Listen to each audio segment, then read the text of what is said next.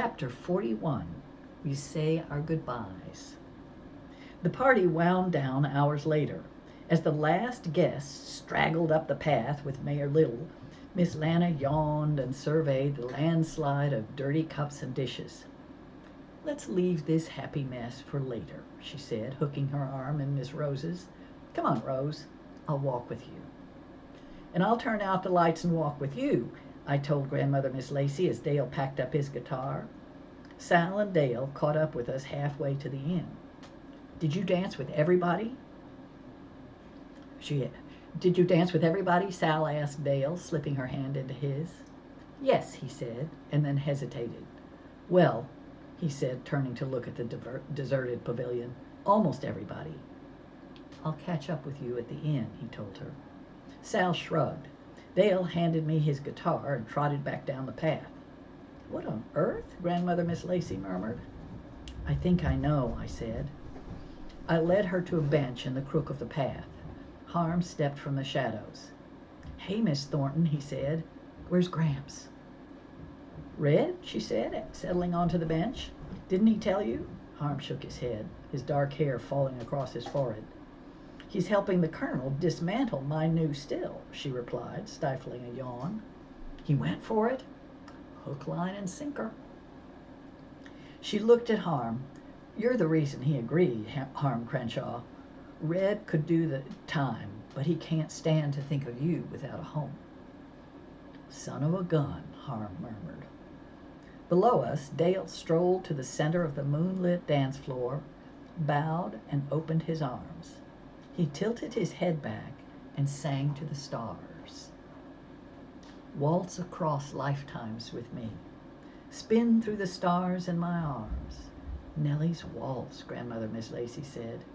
"Nellie would have given the world to dance that with Red. Can you see her, Mo?" "No," I said, my heart tumbling. "I'm sorry I can't." "There," Harm said, pointing, "across the floor from Dale." He was right. A delicate pink mist floated up from the river onto the dance floor. "I still don't see her," Grandmother Miss Lacy said. Harm smoothed his hair. "Maybe Lavender's right. Maybe life does have a way of circling back around," he murmured. He drew a give-me-courage breath and jogged down the path onto the dance floor. Click. Dale stepped aside, still singing, as Harm looked at Nellie and opened his arms. Maybe it was Harm's 1930s suit, or the moonlight, or the rhythm of the waltz, but time folded back on itself, soft and easy as Miss Lana's silk scarf, and a dark-haired girl swept across the dance floor in his arms.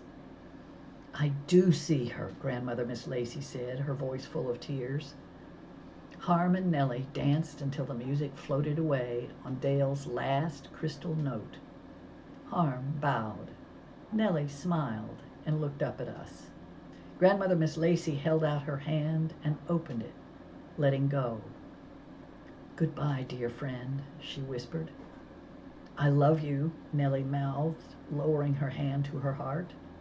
Nellie's eyes met mine, and she stood there, waiting. I smiled. "That's what she wanted Mr. Red to tell you the night she died," I told Grandmother Miss Lacy. "I love you." Nellie smiled like a blaze of sunshine, and she was gone, truly gone. I knew it to my bones. Harm and Dale strolled from the pavilion side by side. "Case closed," I whispered, and squeezed Grandmother Miss Lacy's hand. Dear Upstream Mother, Grandmother Miss Lacy's right. There's all kinds of ghosts in this world. There's Nellie Blake, who waited for her friends to understand and forgive and say their goodbyes. Ghosts of guilt and ghosts of sorrow. The ghost of romance between Miss Lana and the Colonel. The ghost of Dale's daddy fading away detail by detail. And of the living room, out of Dale's room, and out of the house. Last but not least, there is a ghost of a chance, which is exactly what Dale and me got of passing history, if I don't get our history paper footnoted right for Monday morning. Wish me luck, Mo. And that is the end.